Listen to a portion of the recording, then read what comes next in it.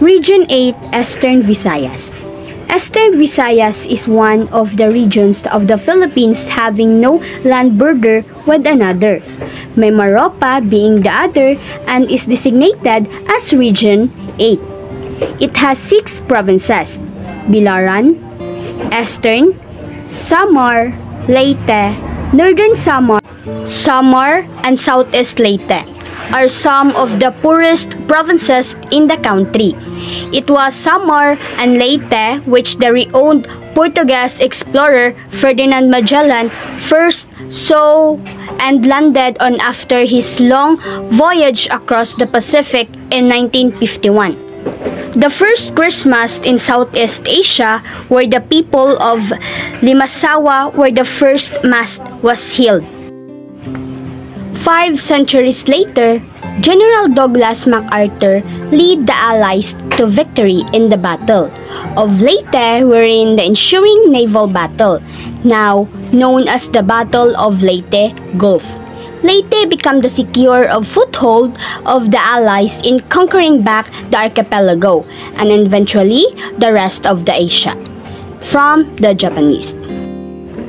Culture and beliefs. Cultural groups. Region 8 is inhabited by the Waray-Warays, the country's 4th largest cultural linguistic group. Cebuanos from the nearby islands of Cebu live in Ormoc City. Western Leyte. Language in Waray-Waray is the lingua franca of the Eastern Visayas region and mostly spoken on the islands of Samar, Bilaran, Tacloban, and northeastern Leyte. Good morning everyone, so I am Ansarul Bakujo and I'm going to read about the story of Buwaon and Totoon, the folktale from Samar and Leyte. Let's proceed. So, hear the story. Once upon a time, on a faraway village, there were 2 friends, Buwaon and Totoon. They could not find work, so they decided to go away from their place, to look for their fortune somewhere. They brought with them rice, and then they mounted their horses. As they went on, they got hungry. From a distance, they saw a coral reef. They got off their horses and headed for the reef to catch fish. There they caught school of fish, but they were very tiny. Totoon forgot his hunger. He returned the fish he caught to the reef. Buwaon got angry. How will we be able to eat? He scolded. Never mind, Buwaon. They are so tiny. They will still grow bigger, Totoon replied. They rode on their horses again. After a distance, they saw a dead man. Totoon asked Buwaon get angry. Are you out of your mind? If somebody sees us, hell thinks we killed him, but we should show mercy. There's a way of finding the truth. Well, if you won't help me, then I will bury him by myself. You may go onward. If you please, I'll follow later, said Totoon. Buwaon went ahead while Totoon dug a grave for the body. Then he carried the dead person and buried him. He prayed over it, then went on his journey. Buwaon could not bear to leave him, so he returned for Totoon. They therefore set out together again. Trotting along, they heard babies crying. They found hungry babies, eagles in the nest. Let's stop for a while and feed the eagles, suggested Totoon. Then Buwaon saw that Totoon was going to kill his horse. Are you foolish? Then they grew up, they prey on you? Let's go on, we're already delayed, Buwaon said. Don't mind me, I pity these baby's eagles. Anyway, no debt goes unpaid. Go ahead, I'll just follow. If you go on with your silly ideas, I'll not give you a ride, treated Buwaon. Then I walk, decided Totoon. Even I go slowly, I'll still reach my destination. After killing his horse, he fed the eagles. Then he and they fell asleep. Totoon left. Buwaon again had returned to give Totoon a ride. Far ahead, they sighted a palace. "Let's go," suggested Buwaon. "Let's ask the king for a word."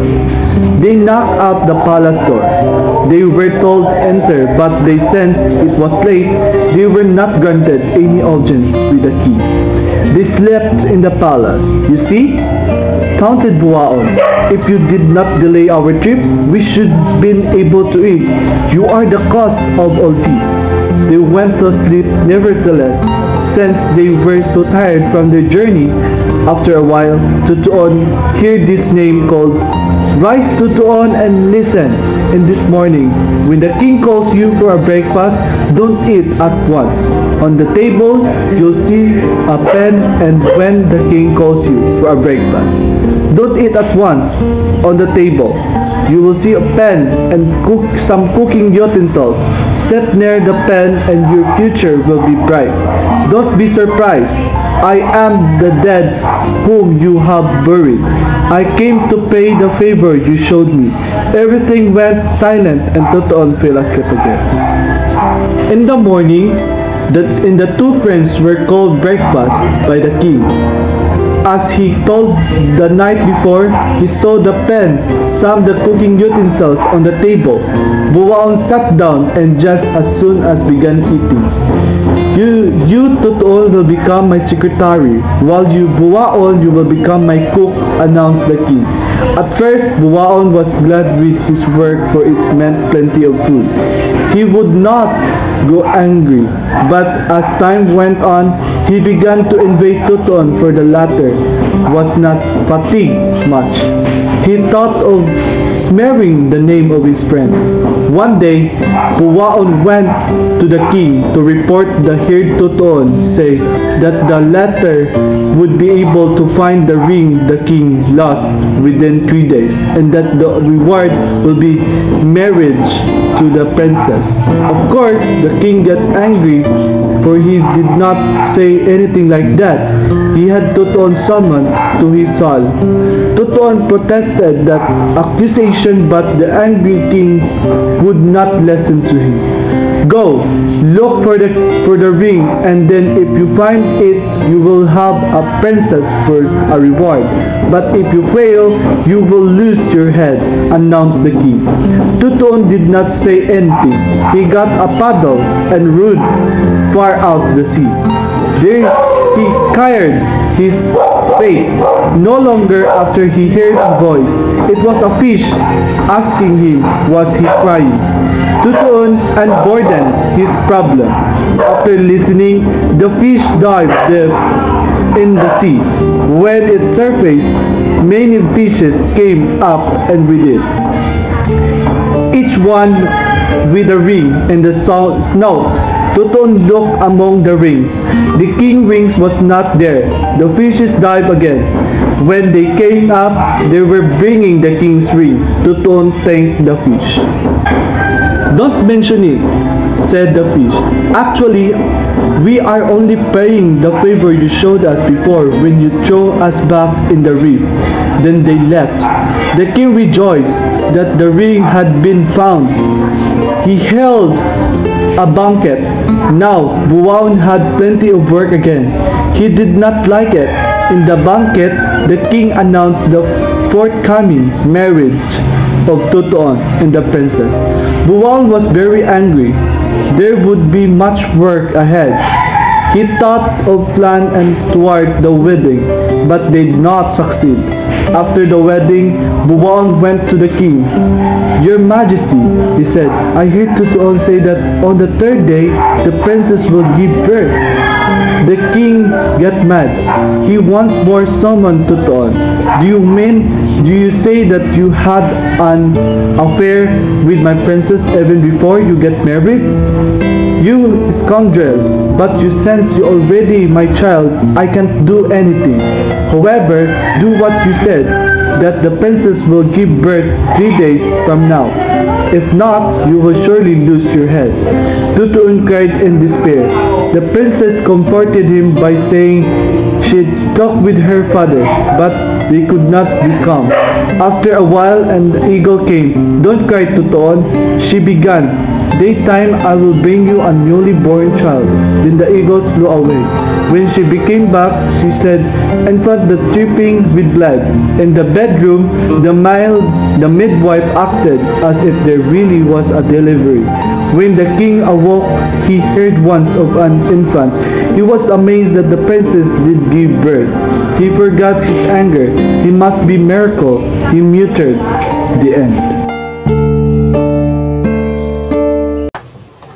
So, Buwaon and Totoon, Fools and Truth. So, the main characters of the story are Buwaon, falsehood. So, he is pessimist, impatient, and envious. Next, the Totoon, which is truth. So, he is optimistic, merciful, and kind-hearted. And the sub-character is King, Dead Stranger, Fish and Eagles, and Princess. So the conflict of the story is man versus man, or man versus circumstances. And the settings of the story is village, forest, and palace. And the exposition of the story: in Fort Village, there were two friends, Buwaon and Totoon, and able to find a job. So they decided to go look for their fortune somewhere else. Next is the rising action. So they began their journey in finding a fortune. So in this journey in finding a fortune, they experience different circumstances, where an impatient. So while on the other hand, Totoon's optimism and kind-hearted. Next is the climax of the story.